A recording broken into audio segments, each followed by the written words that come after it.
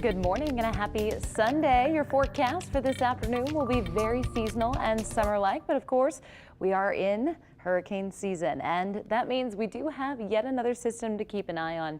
Right now, this is Tropical Depression 2 that will likely become Tropical Storm Barry ahead of landfall within the next 24 hours.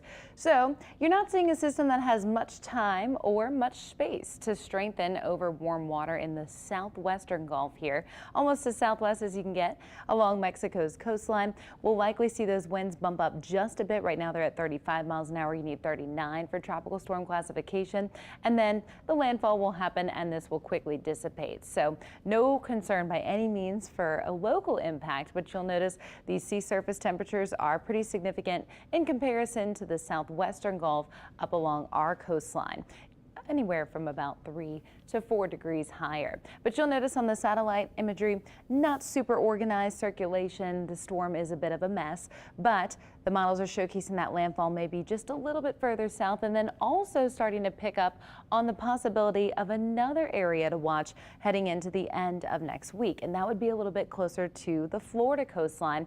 And that's because of the upper level low that's actually bringing our rain in the forecast for today and the next few days. If a surface low is able to develop and any coastal moisture becomes involved, there's a chance for some heightened rain along the Florida coastline. Once again, not going to be an issue here locally. So overall takeaways, we've got a very traditional forecast for heat and humidity this morning. This afternoon, you'll likely have those downpours for some brief relief from the heat, which keep us below heat advisory criteria. And then we'll continue with a similar forecast through the middle of the week until high pressure moves in, and we've got that ridge keeping us hotter and drier. Of course, this morning, a lot of tall clouds, and that's always a sign of summer. We've got blue skies, otherwise a beautiful view from the rooftop here at WWL.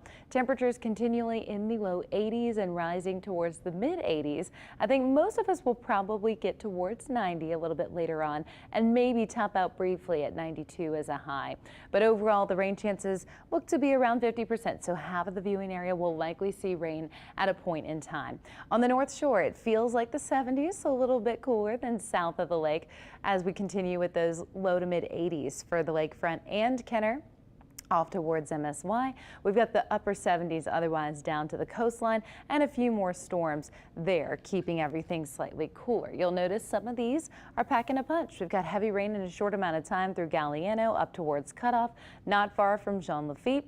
Same thing down towards Grand Island, Port Fourchon, if you may be starting out on the water this morning. So something to keep in mind, these fire up quickly, lots of lightning as well. You want to make sure you're very aware of the boating forecast.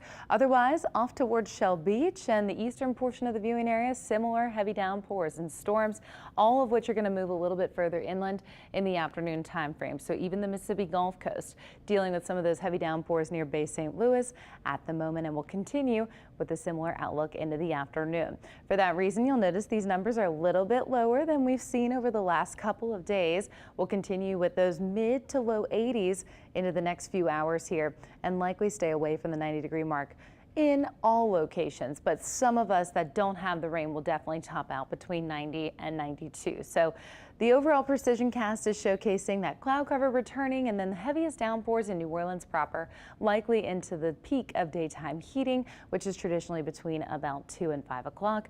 As we approach the sunset time frame, though, most of this is going to start to clear out, and then we'll head back into the overnight period quiet until another round of storms fires up again Monday, basically copying and pasting your forecast for similar conditions. So overall, just the atmospheric setup in the upper levels showcases that low pressure system sliding a bit further south more than likely, and that's where we'll be watching for the possibility of some additional heightened rain chances on the coast. But the high pressure system is going to stay right over New Orleans as we approach the 4th of July. And that high is also rearing the storm down towards the southwestern Gulf into Mexico. So all of this working to steer our features. We'll be watching it as we approach the extended outlook. But that low pressure system closer to Florida could really bring a big boom for rainfall amounts along the Florida coastline, not only in the Panhandle, but then also throughout parts of Central Florida. So you could see somewhere between maybe 7 and 10 inches